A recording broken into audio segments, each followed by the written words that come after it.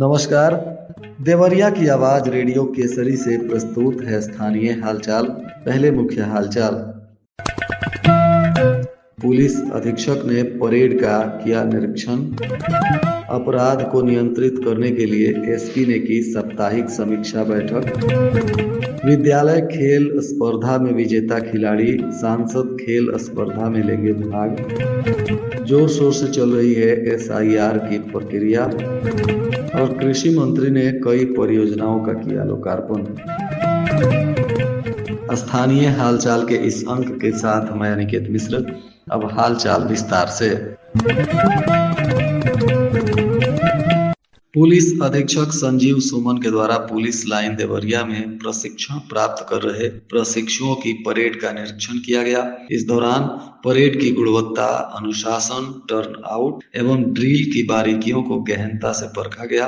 Parade का निरीक्षण करते हुए पुलिस अधीक्षक ने प्रशिक्षुओं के कदम ताल, सलामी, पंक्ति गठन एवं एक रूपता पर विशेष ध्यान दिया तथा आवश्यक सुधार के निर्देश भी दिए।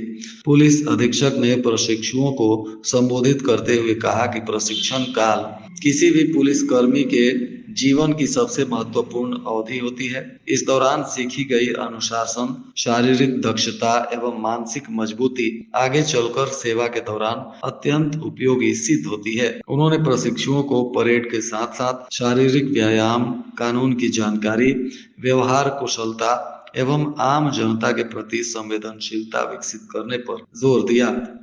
पुलिस अधीक्षक ने पुलिस लाइन में जनपद के समस्त राजपत्रित अधिकारीगण एवं थाना प्रभारीगण के साथ साप्ताहिक समीक्षा गोष्ठी का आयोजन किया। गोष्ठी के दौरान जनपद में कानून व्यवस्था, अपराध नियंत्रण इत्यादि की विवेचना की गई।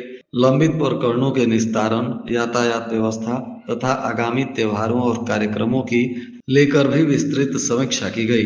पुलिस अधीक्षक ने निर्देशित किया कि अपराधों की रोकथाम को लेकर थाना स्तर पर प्रभावी गश्त, संदिग्ध व्यक्तियों और वाहनों की चेकिंग तथा जन संपर्क को और सुदृढ़ करें। महिला अपराध, साइबर अपराध, एनडीपीएस, गौ तस्करी और संगठित अपराधों के मामलों में त्वरित और गुणवत्तापूर्ण विवेचना भी सुनिश्चित करें। उन्होंने कहा कि पीड़ितों की सुनवाई प्राथमिकता के आधार पर करें तथा समयबद्ध न्याय दिलाने हेतु चार्जशीट प्रेषण में किसी प्रकार की शिथिलता नहीं बरतनी है। एसआईआर की प्रक्रिया तीव्र गति से चल रही है। जिला अधिकारी सह जिला निर्वाचन अधिकारी दिव्या मित्तल ने बताया कि भारत निर्वाचन आयोग द्वारा जारी अहर्ता तिथि 1/1/2026 के आधार पर विधानसभा निर्वाचन क्षेत्रों की निर्वाचक नामावलियों के विशेष प्रगाढ़ पुनरीक्षण की विभिन्न गतिविधियां, कार्यक्रम और उनकी तिथियां भी निर्धारित कर दी गई हैं। बीएलओ द्वारा घर घर जाकर गणना प्रपत्र उपलब्ध कराना, उनका एकत्रीकरण और डिजिटलाइजेशन तथा मतदेय स्थलों का संभावित विभाजन पुनर्व्यवस्था 26 दिसंबर तक की जाएगी। 27 से 30 दिसंबर तक कंट्रोल टेबल का अद्यतन किया जाना एवं आलेख्य नामावली की तैयारी की जाएगी। 31 दिसंबर को निर्वाचक नामावली का आलेख्य प्रकाशन किया जाएगा। दावे और आपत्तियां दाखिल करने के लिए 31 दिसंबर से 30 जनवरी तक समय निर्धारित है। नोटिस जारी किए जाने और सुनवाई तथा सत्यापन और दावे और आपत्तियों के निस्तारण और गणना प्रपत्रों पर निर्वाचक रजिस्ट्रीकरण द्वारा निर्णय किए जाने की अवधि 31 दिसंबर से 21 फरवरी तक है। मतदाता सूचियों के निर्धारण, मापदंडों की जांच, अंतिम प्रकाशन के लिए आयोग से अनुमति प्राप्त करने की तिथि 25 फरवरी और निर्वाचक नामावली का अंतिम प्रकाशन 28 फरवरी 2026 को किया जाएगा। मुख्य विकास अधिकारी प्रत्युष पांडे ने बताया कि लोकसभा के अंतर्गत आयोजित विधायक खेल स्पर्धा में विजेता खिलाड़ियों और टीमों को सांसद खेल स्पर्धा में प्रतिभाग करवाया जाएगा।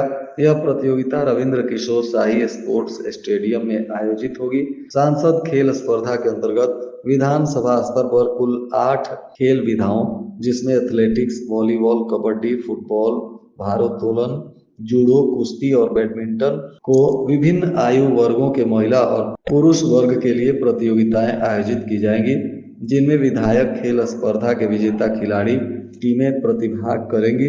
इसके अतिरिक्त 4 अन्य खेल विधाओं हॉकी, ताइक्वांडो, तीरंदाजी और खो खो का आयोजन सीधे जिला स्तर पर किया जाएगा।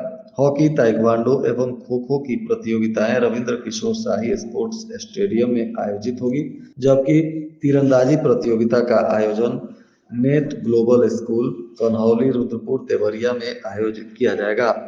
इधर देसही देवरिया के आदर्श नगर पंचायत के हेतिमपुर में राष्ट्रीय एकता दिवस के अवसर पर एक भव्य कार्यक्रम का आयोजन किया गया।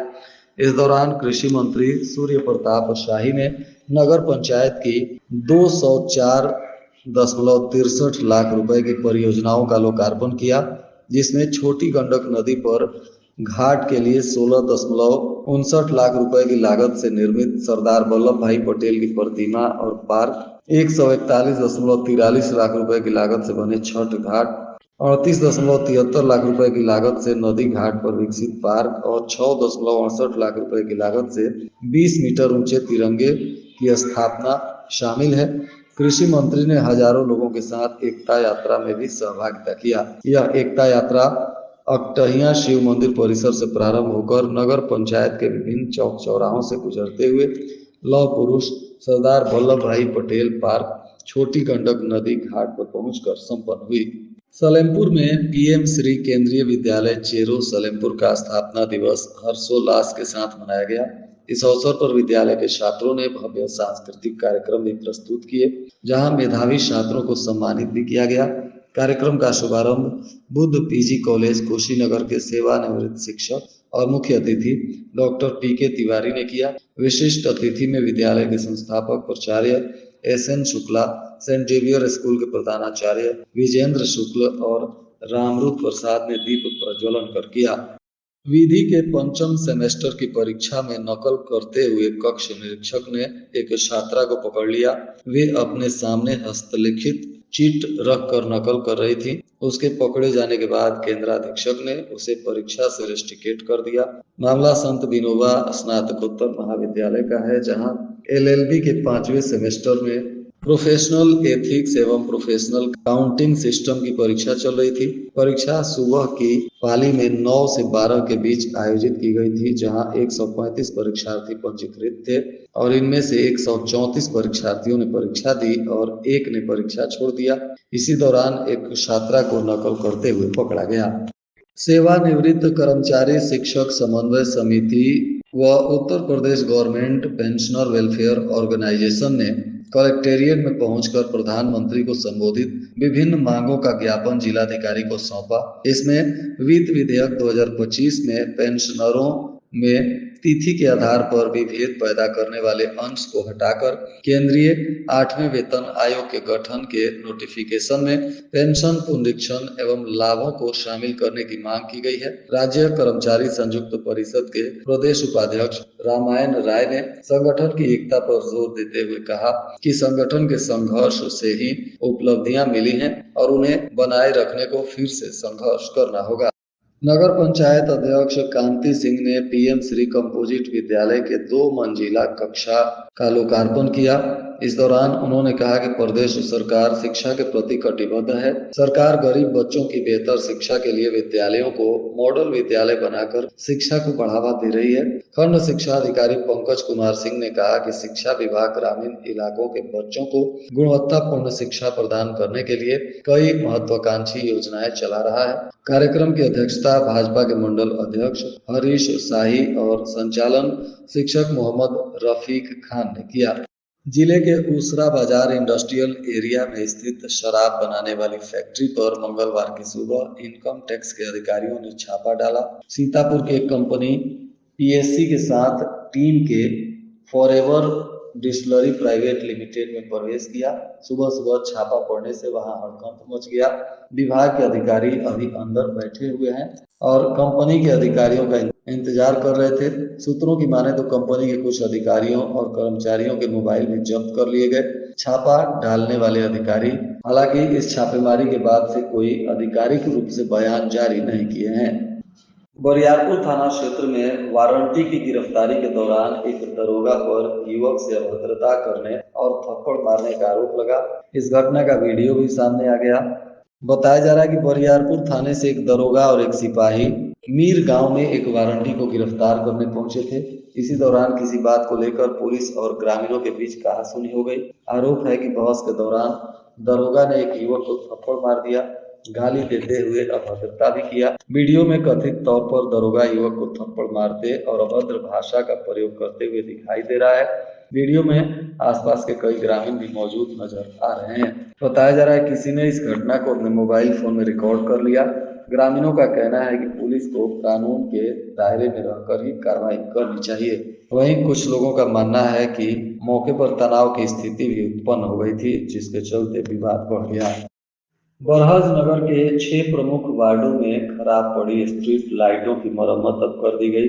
नगर पालिका अध्यक्ष श्वेता जायसवाल के निर्देश पर लवर्छी, आश्रम कॉलोनी, नंदना वार्ड, जयनगर, पुराना बरहज और मुक्ति धाम रोड पर रोशनी अब बहाल हो गई है। गौरा बरहज नगर पालिका क्षेत्र के इन मोहल्लों में स्ट्रीट लाइटें महीनों से खराब थी। रात के समय अंधेरे के कारण लोगों को परेशानी होती थी। अब इन लाइटों के चालू हो जाने से स्थानीय लोगों को काफी सुविधा मिलेगी। और आज के मौसम का तापमान देवरिया में न्यूनतम 12 डिग्री सेल्सियस और अधिकतम 23 डिग्री सेल्सियस रहने की संभावना है। अंत में मुख्य हालचाल एक बार फिर। पुलिस अधीक्षक ने परेड का किया निरीक्षण। अपराध को नियंत्रित करने के लिए एसपी ने की साप्ताहिक समीक्षा बैठक।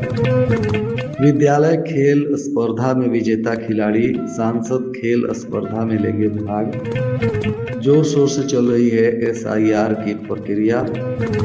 और कृषि मंत्री ने कई परियोजनाओं का किया लोकार्पण। इसके साथ ही देवरिया की आवाज रेडियो केसरी से प्रसारित स्थानीय हालचाल का यह अंक समाप्त हुआ। नमस्कार।